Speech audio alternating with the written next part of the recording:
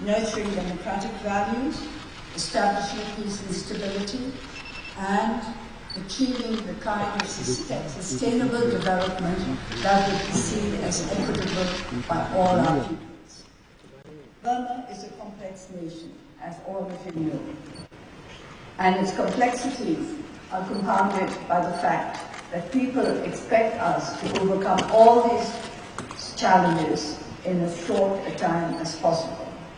I think it is only fitting that I should remind you that today that our government has not yet been in power for even 18 months. It will be 18 months at the end of this year.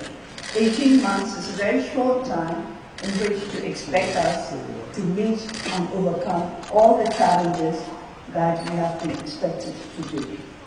This does not mean that we are not ready to go on with our task of overcoming these challenges.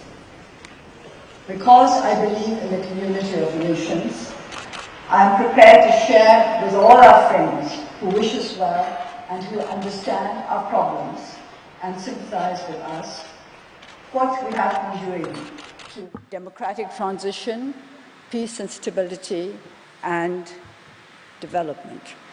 I'm aware of the fact that the world's attention is focused on the situation in Rakhine State. And as I said at the General Assembly last year, as a responsible member of the community of nations, Myanmar does not fear international scrutiny, and we are committed to a sustainable solution that would lead to peace, stability, and development for all communities within that state. I then went on last year to give a brief outline of our plans to achieve this end. Unhappily, on 9th October, 18 days after the delivery of my address at the General Assembly, 3 police outposts were attacked by armed Muslim groups. There were further attacks on 11th October and 12th November, and these clashes resulted in loss of lives, injuries, burning of villages, and the displacement of peoples in the affected areas. Many Muslims fled to Bangladesh.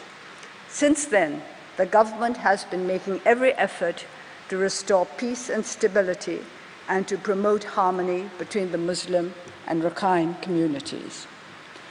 Even before these outbreaks took place, we had established a central committee for rule of law and development in the Rakhine and invited Dr. Kofi Annan to lead a commission that would help us to resolve the long-standing problems of that state. But in spite of all these efforts, we were not able to prevent the conflicts from taking place. Still, throughout the last year, we have continued with our program of development and the establishment of peace and harmony.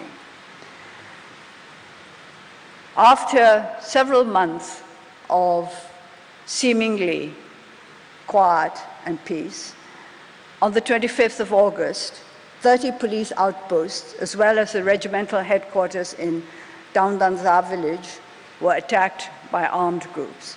Consequent to these attacks, the government declared the Arakan Rohingya Salvation Army and its supporters responsible for acts of terrorism as a terrorist group in accordance with the Counter-Terrorism Law, Section 5, Section 6, Subsection 5. There has been much concern around the world with regard to the situation in Rakhine. It is not the intention of the Myanmar government to apportion blame or to abnegate responsibility. We condemn all human rights violations and unlawful violence. We are committed to the restoration of peace, stability, and rule of law throughout the state.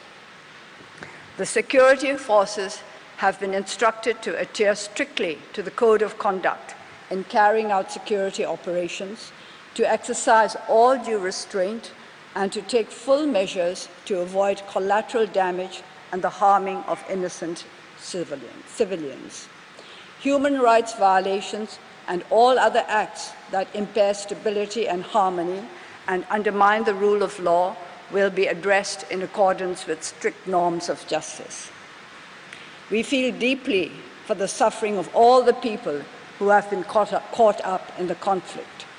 Those who have had to flee their homes are many, not just Muslims and Rakhines, but also small minority groups such as the Daina, Maro, Tep, Maramaji, and Hindus, of whose presence most of the world is totally unaware.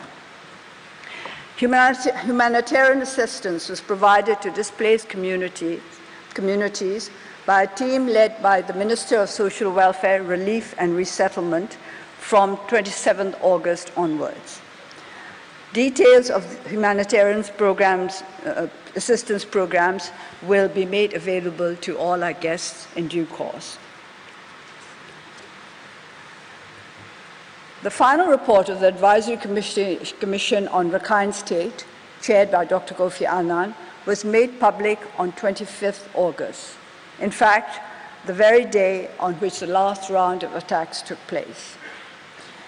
We are determined to implement the recommendations of those of the Commission, those recommendations that will bring speedy improvement to the situation within a short frame of time will be given priority.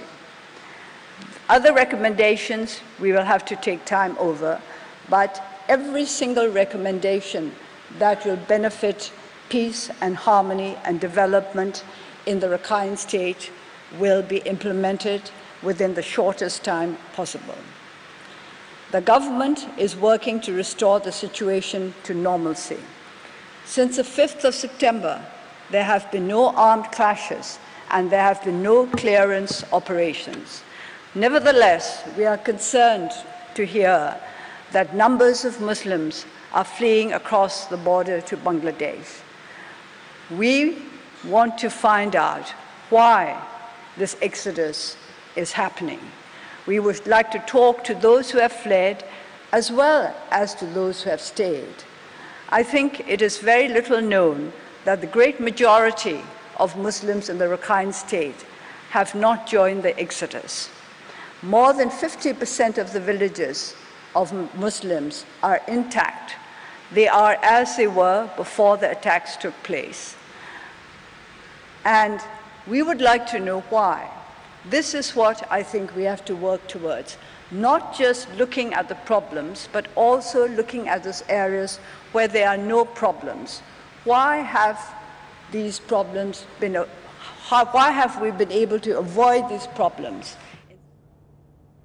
Myanmar की सर्वोच्च नेता आंग सान सू की को आपने सुना, जो कि बहुत साफ तौर पर यह कह रही थी कि जो मुस्लिम म्यांमार के हैं वो डर कर क्यों भाग रहे हैं, उनसे बात करने की जरूरत है। रोहिंग्या मुसलमानों को करीब करीब खदेड़ दिया गया है। आंग सान सू की ने साफ किया कि देश की सुरक्षा सबसे बड़ी प्राथमिकता रहेगी म्यांमार के लिए। ये है एबीपी न्यूज, आपको रखे आगे।